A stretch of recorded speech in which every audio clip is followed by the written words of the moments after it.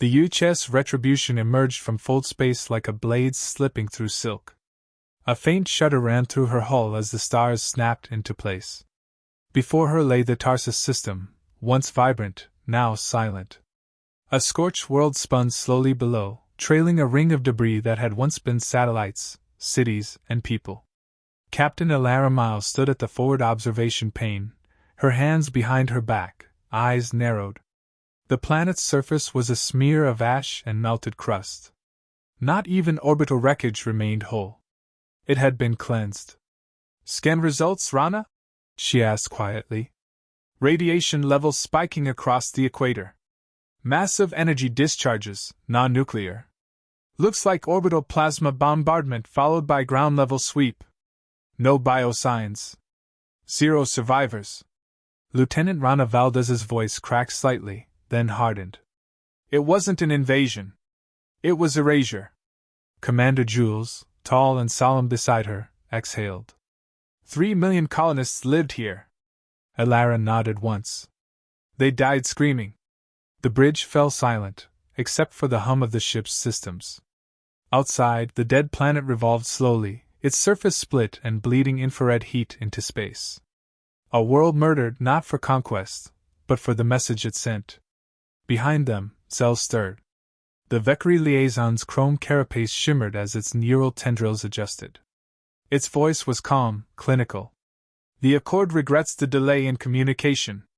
The Horde's attack exceeded our predictive models." Elara turned, her tone colder than vacuum. "You knew. You watched this happen and said nothing. Humanity lost a colony. Families.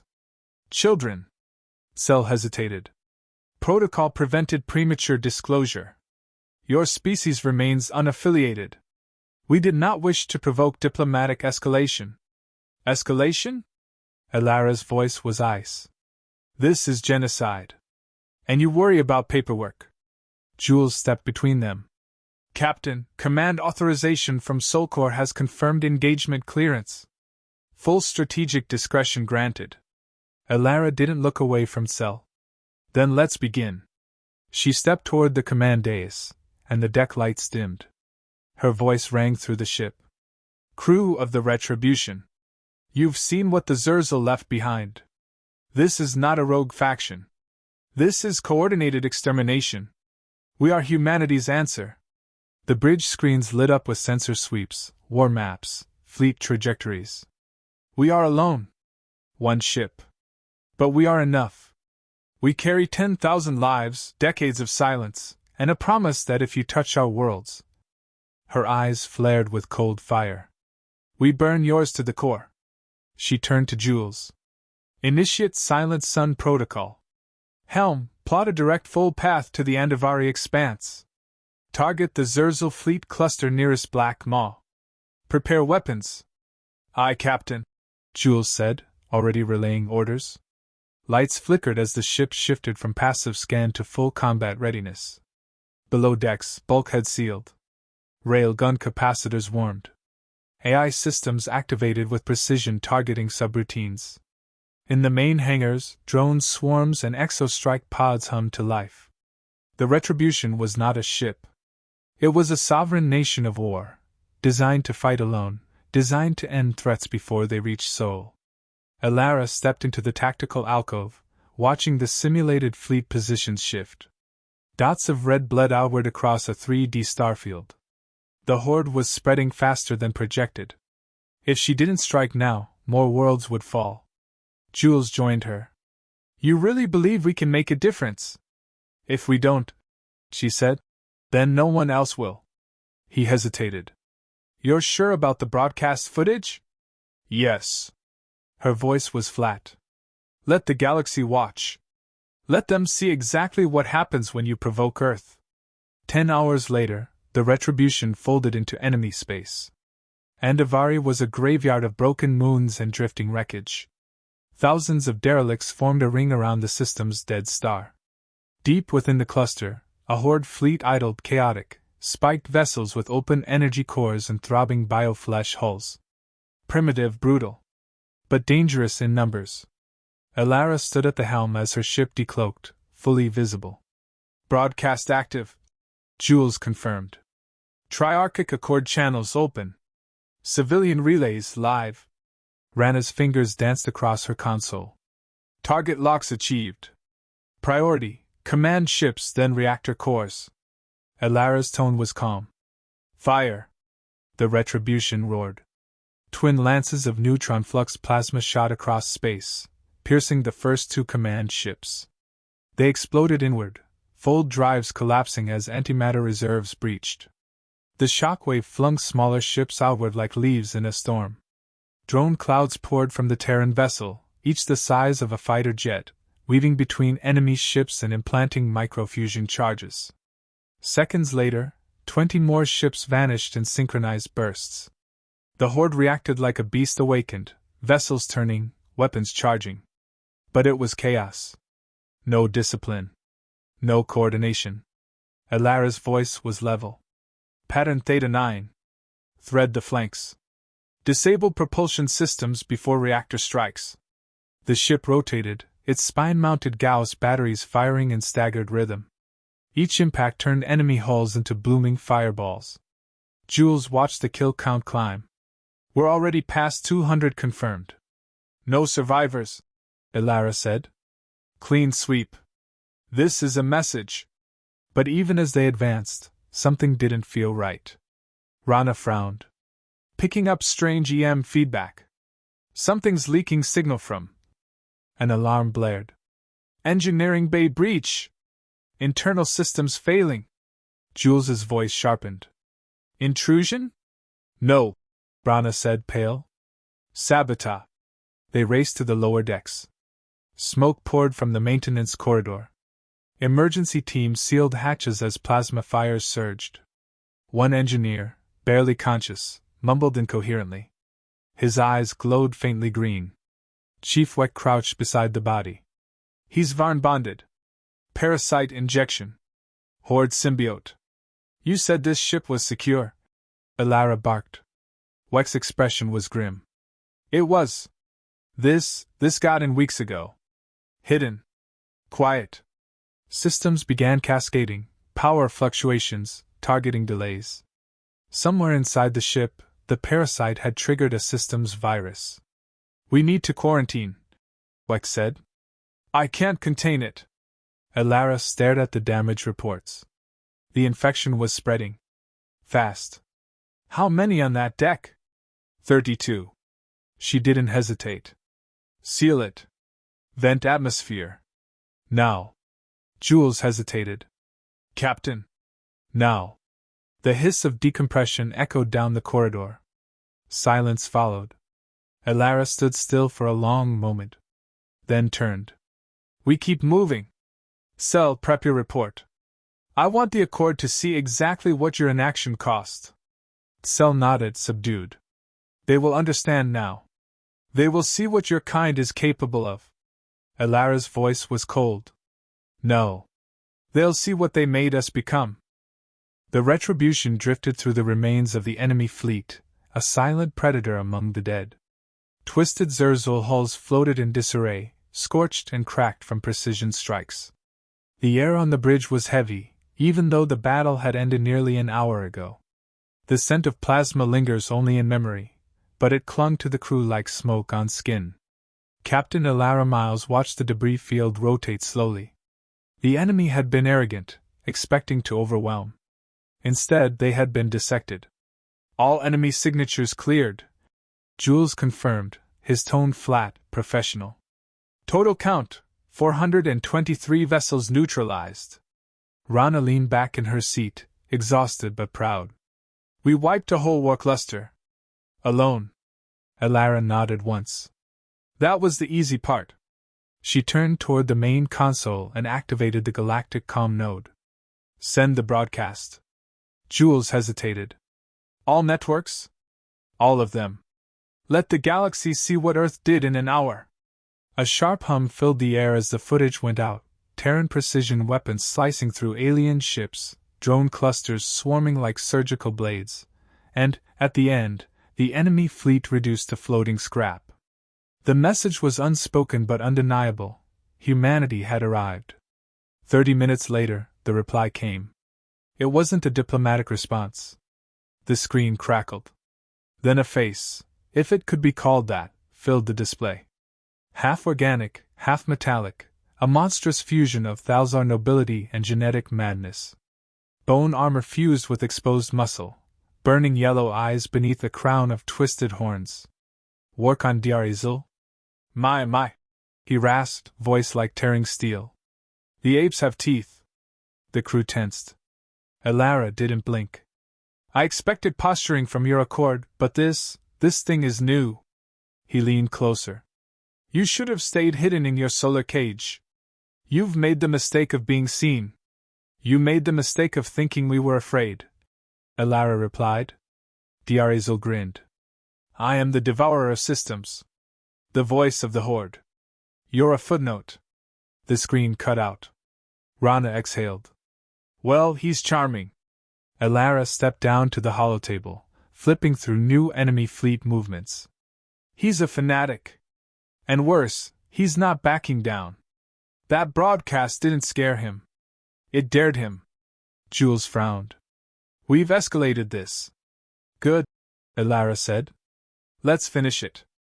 In engineering, the consequences of the earlier sabotage still lingered. Deck 7 remained sealed. WEX teams worked around the clock to purge the remaining symbiote code from the auxiliary systems. It was a smart infection, WEX explained over a secure bridge channel. It didn't hit weapons. It hit efficiency.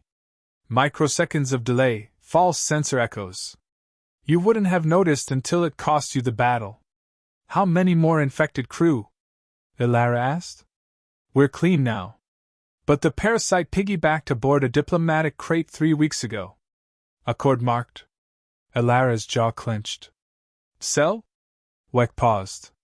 If I were you, I'd ask your shiny friend a few hard questions. In the observation room, Elara faced Cell again. You assured me there were no infiltration risks. Cell blinked slowly. Our security protocols did not account for. Save it. Elara's voice cut like glass. You've cost us 33 lives. I'm not going to lose more because of your bureaucracy. Cell hesitated. Your response has been more effective than projected. The Accord did not anticipate such rapid neutralization. We're not here to impress you, Elara said. We're here to end this. The Valkyrie tilted its head. Then you'll need to go to Black Maw. She turned sharply. You know where Terrorized is? We intercepted fleet chatter. He's consolidating. Black Maw system. Estimated 3,000 ships. Several fortress moons. And the Eater of Suns. Jules stepped in pale. That's suicide. Elara didn't respond right away. Her gaze drifted back to the star chart. A dense gravity well. No escape vectors. No allied support. The perfect trap. And exactly where she needed to go. That evening, the bridge was quiet. Most of the crew were below, prepping for what they all sensed was their last mission. Jules stood by Elara, reviewing the logistics. Even with our full payload, we can't take out that many ships head-on, he said. I don't plan to, she replied. You have something in mind? She nodded. A surgical decapitation. Take out the Eater of Suns, the War Councils, fleet coordination nodes. Cut off the head, let the body collapse. You think the Horde will scatter without him? They're fanatics. But they're still fractured. He holds them together through fear. Kill him, and the rest might kill each other fighting over the throne. Jules was quiet for a moment. This is what Terran High Command wanted, isn't it? One strike. One message. She didn't answer. She didn't need to. In the War Council briefing, Elara stood before her command crew. Tactical map loaded. Black Maw system is ringed by fortress moons, each with their own gravity cannons and anti-fold interference. But we have one advantage. No one expects us to be insane enough to go in. Rana grinned. Lucky for us, we are. The plan unfolded. Phase 1, fold to the edge of the system, masked by the local comet field. Phase 2, use AI drones to create false fleet signals, draw out patrols.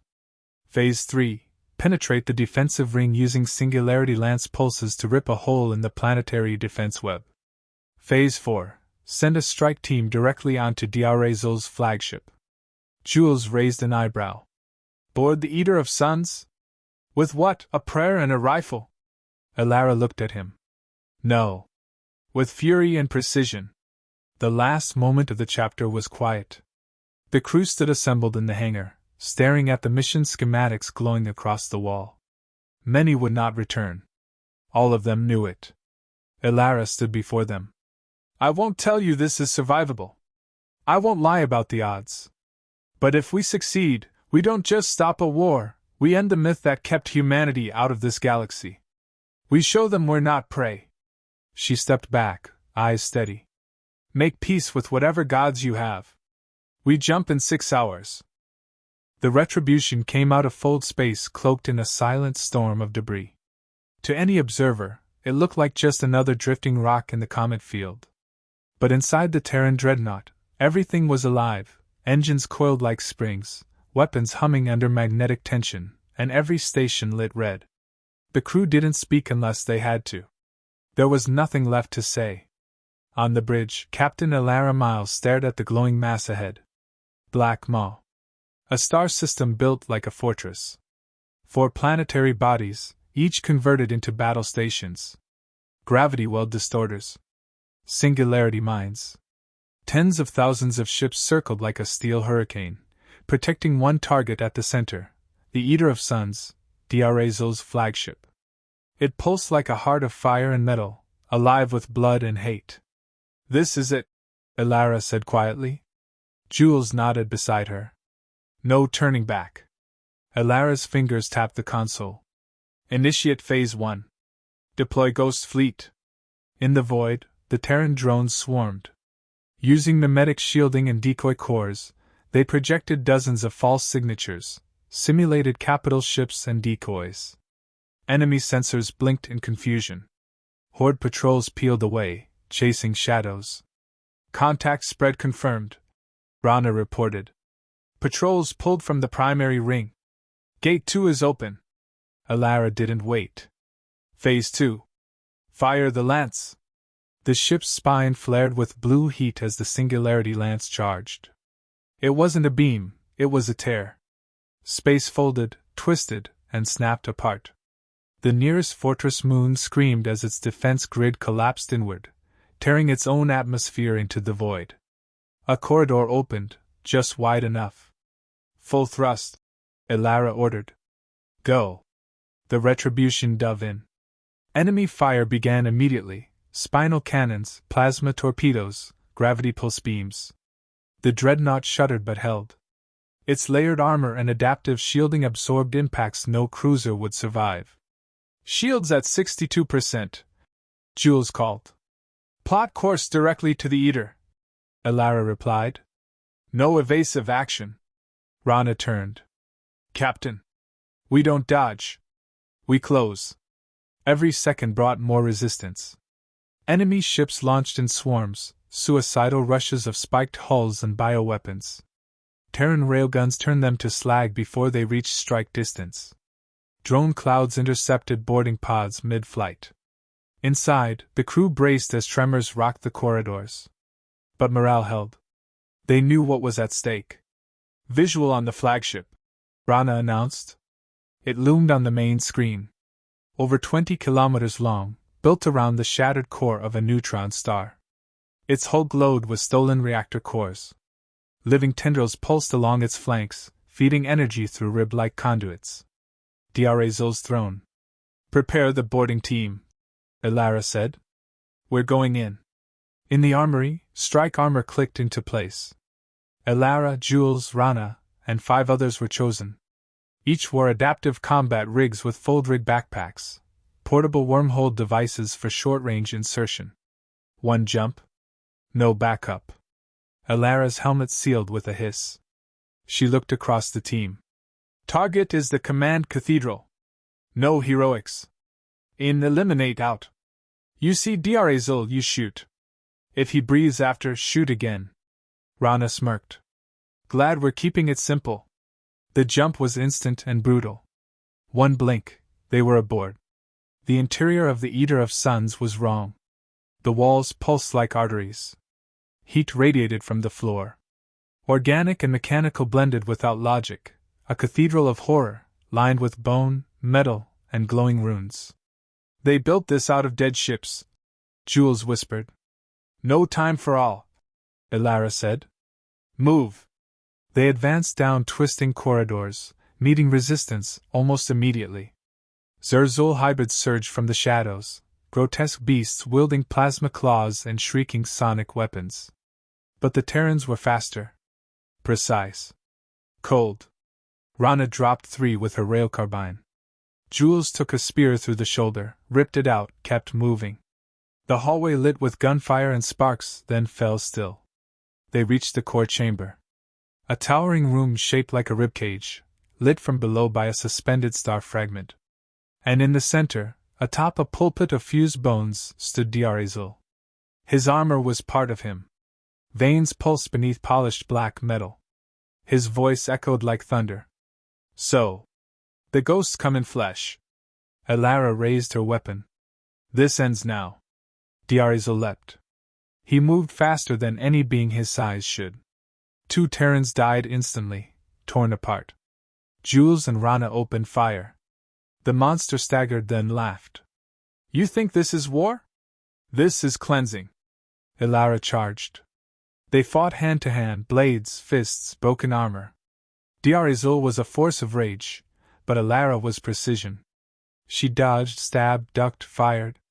He landed a blow that cracked her ribs, but she didn't stop. Rana hit him with an EMP spike. His armor faltered. Ilara drew her sidearm. Enough. She fired 3 rounds point blank into his chest. He dropped. The silence that followed was unreal. The team stood over his body, panting, bleeding. Jules leaned against the wall, clutching his wound. Rana stared down at the corpse. You think it's really over? Ilara looked up. No. But it starts now. They folded out, just in time. Back aboard the Retribution, Ilara gave the final command. Broadcast the footage. No narration. Let them watch. Images of the kill, the battle, the aftermath flooded the galactic net. Across systems, stations, embassies, everyone saw. The horde reeled. Leaderless, broken, they turned on each other in chaos. The Triarchic Accord remained silent. Their arrogance was now caution. Their disdain became quiet calculation. No one spoke against humanity again. Later, Ilara walked the empty halls. Over 100 had died. More would carry scars for life. The ship was damaged, but alive. She paused at the viewing deck. Stars spread across the dark like scattered memories. Somewhere, Earth watched. Somewhere, another enemy was taking notes. Jules approached quietly. Fleet Command just sent one word. Ilara didn't turn. What? He smiled faintly. Acknowledged. She looked out, whispering only to herself. We didn't fight for applause. We fought to be remembered. And now, they'll never forget.